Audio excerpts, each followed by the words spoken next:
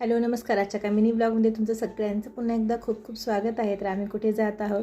खरं तर आम्हाला मुंबईला येऊन 6 वर्ष झालेले आहेत, पण आम्ही मुंबईमध्ये एकदाही हॉटेलमध्ये जाऊन असं जेवण केलेलं नाही पूर्ण फॅमिली मिळून. त्यामुळे म्हटलं आता प्रियाचा MBBSला नंबर लागलेला आहे.